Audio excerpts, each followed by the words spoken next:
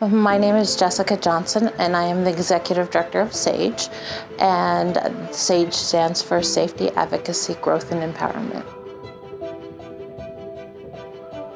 COVID has thrown a wrench into everybody's lives. We're all trying to figure out what the new normal is, but it's especially hard when you are in an abusive relationship and you don't know if you have anywhere to go. So by funding Helping Hands, you've been able to help us keep our doors open and our phones answered 24/7, and we appreciate that from the bottom of our hearts. We have 4 different programs. We have our domestic violence program, our sexual assault program, our victims of crime program, and then our child and family advocacy center. So that's kind of where Hank's job comes in, is he's available to meet with kids or adults when they need some extra support. And since we're standing in the interview room, sometimes we have children who come in and they have to talk about the very hard things that they have experienced. And so Hank's job is to do exactly what he's doing right now, which is sleeping on the couch next to them. We put them up, we let the kiddo get settled, and then we have Hank jump on and snuggle.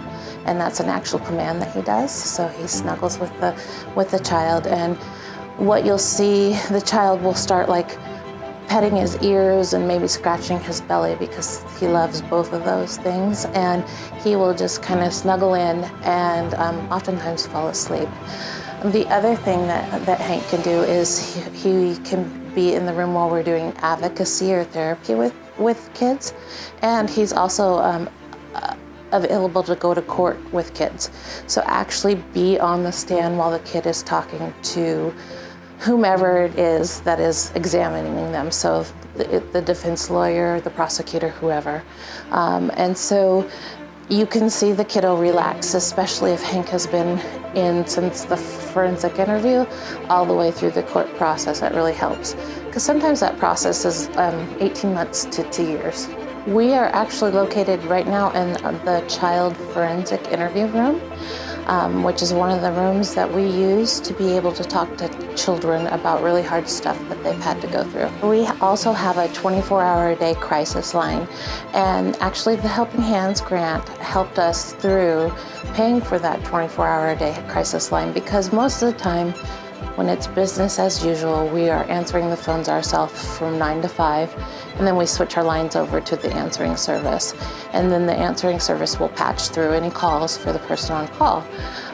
So if a person has an emergency, needs us to meet them at the hospital, maybe needs a night of shelter, or maybe needs to just talk, they are able to get a hold of us 24/7 by dialing the same number that they always would. Having to work from home and having to have our lines being answered by Kelly's all of the time, Kelly's is our answering service, all of the time instead of just half the time, has really raised our rates. Currently, we're still restricted in our hours we're open Monday through Friday, 9 to 4. We're hoping that by January 1st that we might be able to say we're open full-time again. But because of the assistance and the generosity of people who have donated to Helping Hands, we've been able to make sure that, like I said before, that we are answering those calls, those very important calls that sometimes we get at 2 o'clock at night. So we really appreciate that. And I would encourage people, if they're interested in learning more about SAGE, to reach out and contact me. If they would like a tour of SAGE, I'd be happy to do that as well. My name is Kayla Hellison, and I'm the Executive Director of Thrive Chelan Valley, and I oversee all 3 of our programs that exist to serve youth, including Thrive Cares, Thrive Mentoring, and Thrive Teen Center. Thrive Chelan Valley is a local nonprofit that exists to serve, empower, and advocate for the Lake Chelan Valley youth. The program that we received a grant for from the Helping Hands grant from the Community Foundation North Central Washington is the Food to Schools program. It's existed under our Thrive Cares umbrella since 2014, and it's been a really great example of the beautiful partnership between community and schools as we exist to make sure that food insecure youth are receiving meals for the weekend while they're away from school meals during the week. The Helping Hands grant was really important for us as we found ourselves in the midst of the pandemic, just like lots of other nonprofits did. Back in March, when a lot of restrictions were coming into place and families were finding themselves unemployed and some even homeless, the Helping Hands grant really allowed us to be able to receive more support to get more bags of food out to youth. So we started partnering with the schools even closer to offer drive-through services, and we've served over 5,000 bags of food for the weekend for our food insecure youth in the Valley. First of all, thank you. We really could not make our programs possible without the generosity of the donors that contributed to the Community Foundation North Central Washington. Every dollar that we get in to be able to support this program allows us to serve more and more bags of food to our youth. So really, as we look at the three pillars of our small nonprofit, serve, empower, and advocate, the donors are really partnering with us to make sure we can serve our youth well. So we thank you deeply for the support you've given us. I think that this program is just such a beautiful example of what it means to live in a small community and have everyone's hands and arms wrap around our youth. It's been a really wonderful thing to see how the Community Foundation and Thrive and the schools have all partnered together to collaborate to really serve our youth well and make sure that they have hope through the midst of this pandemic and beyond. So we're very grateful for the support we continue to receive.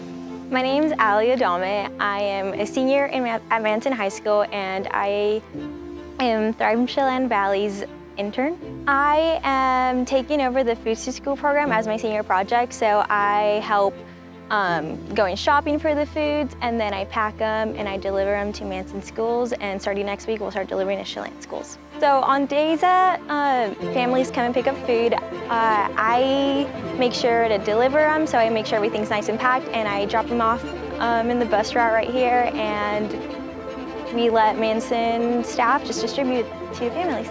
This program is important to me because being involved with the community is always something I've always wanted to do, and they've always supported my family, so I've always wanted to find a way to support back. So we are so grateful for all of the support that the foundation receives on so many different levels, but every time that we have a need in the community and we put a call out for help, our donors are there to support not only the Community Foundation, but the causes that we're supporting in our communities.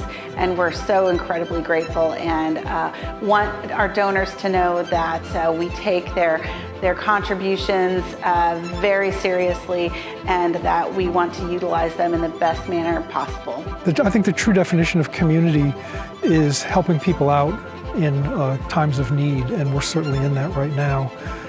We decided to give to the Community Foundation because they have the contacts with the local organizations that can provide help. We're particularly concerned about hunger. I think other things like rent and utilities and other purchases can be deferred to some degree, but you can't defer eating for very long at all. So we chose to give our money to the Community Foundation so they could support organizations in the community that feed people that need the food. I've worked with several nonprofits in the Wenatchee area and have had quite a bit of contact with the Community Foundation staff as a result of that. I trust their work, they're ethical people. I trust the process that they go through to decide who gets the grants, particularly the Helping Hand grants, and that's why we've chosen to put our money into the Community Foundation. The Community Foundation of North Central Washington is just doing immensely important work in terms of helping our communities succeed. And when the Helping Hands grant came about after the coronavirus pandemic, I saw that as a great way of really getting dollars into the hands of people who really needed it. And the Community Foundation is perfectly positioned to help us make wise investments of local dollars. And so I made an investment in that and was happy to do so. And I know many other people did as well. And so I think that's the best way to help out in this time when we've got some folks who are really suffering. I have been so impressed with the staff of the Community Foundation. I work with them quite a bit on some community issues, and those guys are knowledgeable, they care, they're plugged in, they can make things happen, and they do make things happen. So, super group of people, and I don't know if there's an organization that is as effective as the Community Foundation of North Central Washington. Really proud to have them and to be part of the community that they're serving. I love living this place. I love this community. I love this valley, this region. We have so many amazing people, and I wouldn't want to live anyplace else.